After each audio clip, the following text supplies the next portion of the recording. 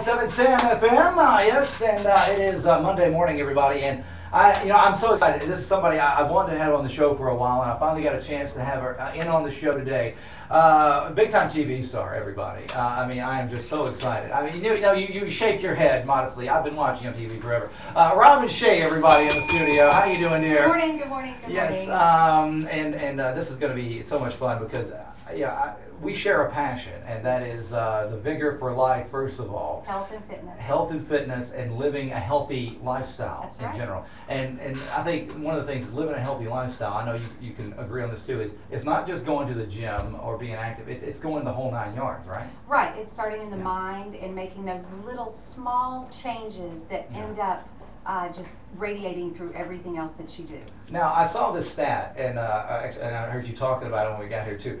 People try, 7 diets before they're 21 years before old. They're 21 years. Yes. 7 diets. Yes, beginning at about 13 years old for young women, really? Girls. And me having nieces, and I'm looking at these beautiful young girls, right? And they're having these body hang-ups, these little issues about their bodies. When really, this is when we need to start showing them that it starts in the mind, right? And it will just permeate through every area of their life if we teach them the right way to do it. And how do you do that, though? You know what I mean? Because how do you start? Because I think you're right. I think we got to start with the youth. Because I'm telling you, you've seen the stuff on TV. You're part of it. You're in that world.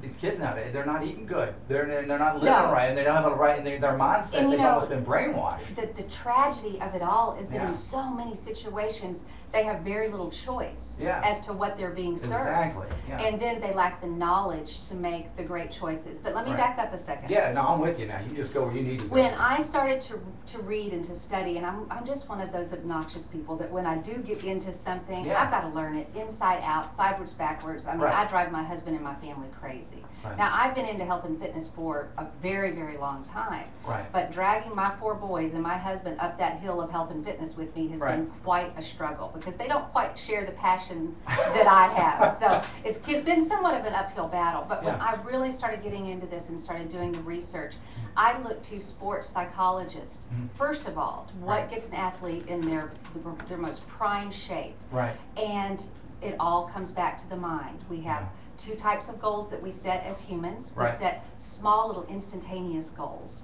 weekly goals. I'm going to fit in that dress. I'm going to look good at this reunion. Right. Just little goals that really act as a catalyst to get us started. Yeah. And then we also have goals that are process goals. And that's when we stop a moment and we imagine ourselves. We do a lot of visual imagery. Right. And we imagine ourselves passing up that buffet bar. Right. Or making the healthy choice. And we create the situations in our mind that we know we're going to face. Yeah. We know that we're going to walk at night. We know that we want that little bowl of ice cream every night. Yes. Well, we're going to start creating these images in our mind of us passing that up. Right. So you literally live it in your mind, just as an athlete would hit that ball over the fence. Because you always hear about that. I always hear about the athletes. That's why they're in that pregame mode. Mental imagery is powerful. They're playing out the entire game, just how it's going to happen. That's right. And then they go and they do it. That's right. They live out their visual imagery. Well, and you can do the same thing. I guess they do. Now, what about? I don't want to get ahead. I just want to throw some stuff out there.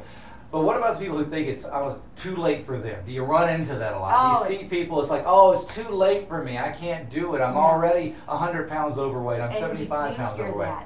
You do hear that. And it's a process. You're too late to do what? Too late to continue living? Yeah. Too late to do what? Right. Too late to be a better you? You're not too late to do anything. Right. This is an exciting process that if you allow yourself to fall in love with the process of becoming a healthy person, and you don't look at the scale number and you don't get hung up on fitting in the dress or the little small goals that get you started, but you actually fall in love with the process of making the healthier choices, all of a sudden you turn around and you are that person that you never dreamt you could be. Right. Rome wasn't built in a day, that kind of mentality. It wasn't. But you got to put the foundation down and start going from it there. That's right. I like that. I want to talk more with you. I want to do a tune though. This 80-20 lifestyle. You got the book coming out. You got it's great stuff, and I want to just learn the basics of this, okay? Because I don't want to go in too deep with it, but I think it's a great thing, and I think a lot of people out there, this could be the door that could open to a new you, and I think that's what it's all about. And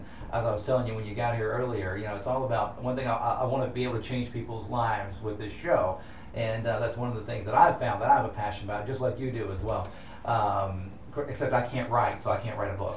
I can barely read. But anyway, but hey, small goals, right? You know, Dr. Seuss tomorrow. That's right. But I think it's great, and I want to get people in the loop on this, because this could be their knight in shining armor coming That's through. right. So I think it's a great thing. I want to talk about that coming up.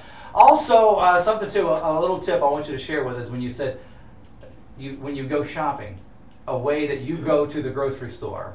I want to share that, because I think it's a way that a lot of people could not only save money but eat healthier without even try a no-brain way. That's right. A no-brain way. I want to talk about that secret. as well. It's the big market tease. We're going to make you wait.